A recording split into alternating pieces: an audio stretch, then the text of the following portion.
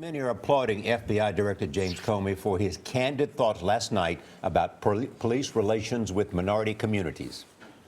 Police officers on patrol in our nation's cities often work in environments where a hugely disproportionate percentage of street crime is committed by young men of color. Something happens to people of goodwill working in that environment. After years of police work, officers often can't help but be influenced by the cynicism they feel. The two young black men on one side of the street look like so many others that officer has locked up. Two white men on the other side of the street, even in the same clothes, do not.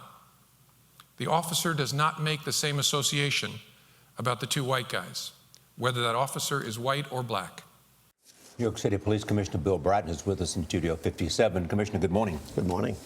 Do these remarks by the head of the FBI resonate, and will they have impact? It does resonate, both in terms of what he said, but more importantly, who said it. The head of the FBI, well respected by law enforcement, I think also respected by minority communities. They rely on the federal government so much. So what was said as well as who was saying it.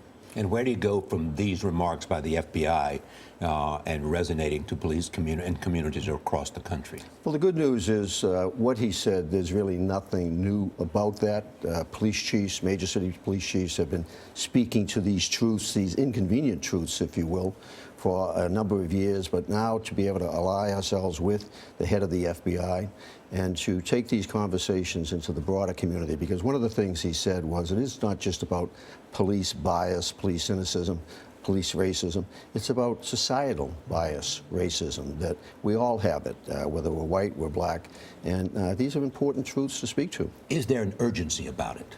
Well, there certainly is. That I think the events in Ferguson, the events here in New York around the death of Mr. Garner, there's an urgency, ironically, in the sense we've been wrestling with this for 300 years, since the beginning of our nation, the issues coming out of slavery. But the urgency now is that we seem to have reached a tipping point once again, as we did back in the 60s, as we did in the early 90s, where we need to face up to this. And with leadership like the directors and American police chiefs are certainly there moving in that direction, this can be a very interesting and very positive time for us. I once heard a prominent law enforcement official say it may look awful, but it's lawful. Are you familiar with that phrase? I'm familiar with that phrase. We use that from time to time. Yes, you were the prominent law enforcement official that I was quoting. And even Comey quoted you in his speech where he says, in the words of Bill Bratton, we really need to see each other. What is the point that you want us all to get, that somehow we keep missing? The point is that we really need to work very hard to understand the police officer point of view and perspective. We need to understand the perspective of that young man of color who feels that he is not being treated fairly. We need to see each other. We need to hear each other. We need to engage in dialogue rather than rhetoric. There's too much rhetoric around these issues that we really need to find a way to, as we're doing here, sit at a table and hash it out.